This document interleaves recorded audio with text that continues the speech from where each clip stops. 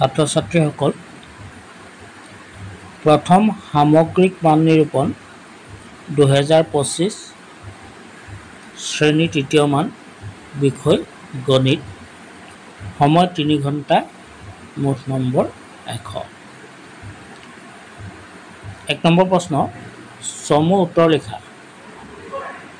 ক দুটা অংকৰে গঠিত আটাইতকৈ ডাঙৰ সংখ্যাটো কি খ 235 সমান 200 যোগ খালি ঠাই যোগ 5 গ নম্বৰ 130 অংকৰে গঠিত কৰিব পৰা আটাইতকৈ সৰু সংখ্যাটো কি ঘ 326 ড্ৰেছ 328 উঙ 147 সংখ্যাটো আখৰেৰে লিখা প্ৰথম চ বৰ্গ এটাৰ চুকৰ সংখ্যা কিমান দ্বিতীয় চ এবিধ চুঙা আকৃতি বস্তুৰ নাম লিখা বৈজ্ঞাজ বৃত্ত এটাৰ চুক আছেনে ঝিয় এটা ত্ৰিমাত্ৰিক আকৃতিৰ বস্তুৰ নাম লিখা নিয় 999 যোগ 1 সমান কিমান মধ্যনীয়াত 1ৰ পৰা 5লৈ কেইটা যুগ্ম সংখ্যা আছে মধ্যনীয়াত 600 603 ড্ৰেছ মধ্যনীয়াত 30 যোগ 70 সমান 70 যোগ কি হ'ব মধ্যনীয়াত 500 যোগ 100 যোগ 200 সমান কিমান মধ্যনীয়াত 100 200 ড্ৰেছ 400 2 নম্বৰ যোগ কৰা অংক ক 115 যোগ 74 খ 527 যোগ 371 গ 358 যোগ 227 ঘ 457 যোগ 246 3 নম্বৰ প্ৰশ্ন বিয়োগ কৰা ক 135 বিয়োগ 24 খ 145 বিয়োগ 38 গ 630 বিয়োগ 529 ঘ 678 বিয়োগ 193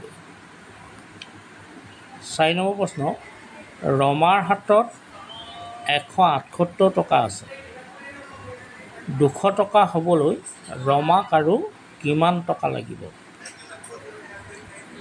3 নম্বৰ প্ৰশ্ন তলৰ সংখ্যাকেইটা অধঃ ক্ৰমত সজোৱা 35 17 55 25 40 4 নম্বৰ প্ৰশ্ন তলৰ সংখ্যাকেইটাৰ পৰা অযুগ্ম সংখ্যাবোৰ বাছি উলিওৱা 10 7 6 12 20 15 19 5 নম্বৰ প্ৰশ্ন ঘেৰ দিয়া অংকটোৰ স্থানীয় আৰু নিজা মান লিখা ইয়াত 657 দিছে 600টোত ঘেৰ চিন দিয়া আছে 6 নম্বৰ মণিহলা চাই উত্তৰ লিখা ইয়াত একক দশক শতক 3টা মণিহলা আছে মণিহলাত চাই উত্তৰখিনি কৰিব লাগে সংখ্যা লিখিব লাগে আৰু বিস্তৃত ৰূপটো লিখিব লাগে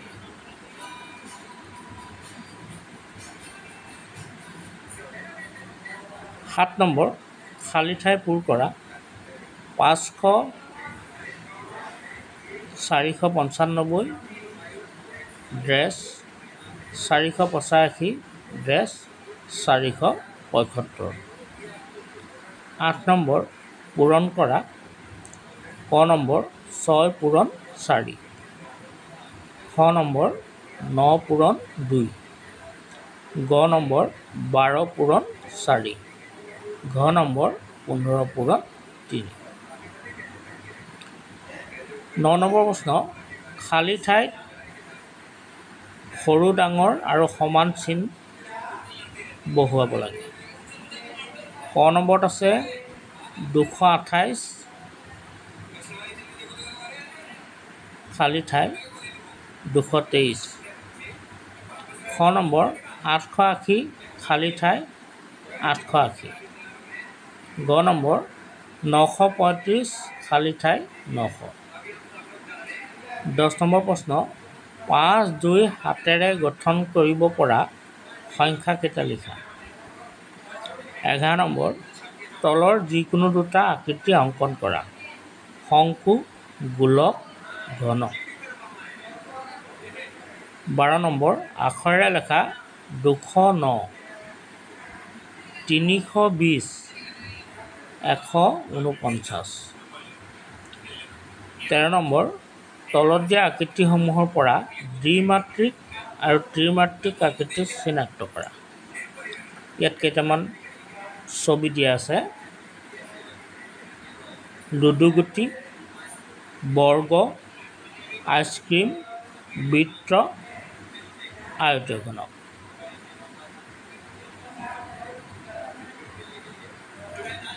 14 নম্বৰ, সমাধান কৰা।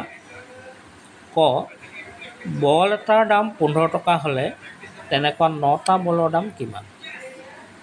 খ, সাগৰে 345 টকাৰ ফল মূল কিনিলে। মিঠাই কিনোতে ফল মূলতকৈ 168 টকা কমকৈ খৰচ কৰিলে। মিঠাই কিনিবলৈ কিমান টকা খৰচ কৰিলে? গ নম্বৰ, নাজমাই 365 টকাৰে আপেল আৰু 228 টকাৰে কল কিনিলে। তেওঁ মুঠ কিমান টকা খৰচ কৰিলে? 15 নম্বৰ, এখন তালিকা দিয়া আছে। তালিকাখন চাই উত্তৰ লিখিব লাগে। এফালে আছে প্ৰিয় ফল, আনফালে আছে শিক্ষাৰ্থীৰ সংখ্যা। এতিয়া ক নম্বৰত ক'ব লাগে কিমানগৰাকী শিক্ষাৰ্থীৰ প্ৰিয় ফল আম। খ নম্বৰত ক'ব লাগে আটাইতকৈ বেছি সংখ্যক শিক্ষাৰ্থীৰ প্ৰিয় ফল কোনবিধ। গ নম্বৰত ক'ব লাগে মুঠ কিমানগৰাকী শিক্ষাৰ্থীৰ প্ৰিয় ফল কল আৰু কমলা। ঘ নম্বৰত আছে আপেল ভাল পোৱা শিক্ষাৰ্থীতকৈ কমলা ভাল পোৱা শিক্ষাৰ্থীৰ সংখ্যা কিমান বেছি। 16 নম্বৰ, তলৰ তালিকাখনত ক লগত খ অংশ মিলাব লাগে। ইয়াত ক অংশত কিছুমান অংক দিছে, খ অংশত দিছে দুইটা। উত্তৰটো সমান হৈছে নে নাই আঁচটানি মিলাব লাগে। ইয়াত ক অংশত আছে 5 পূৰণ 6, 7 পূৰণ 4, 4 পূৰণ 6, 6 পূৰণ 2, 4 পূৰণ 7, 3 পূৰণ 8, 3 পূৰণ 4 আৰু 3 পূৰণ 10। 17 নম্বৰ, দুটা অংকৰে গঠিত আটাইতকৈ ডাঙৰ সংখ্যাটো কি?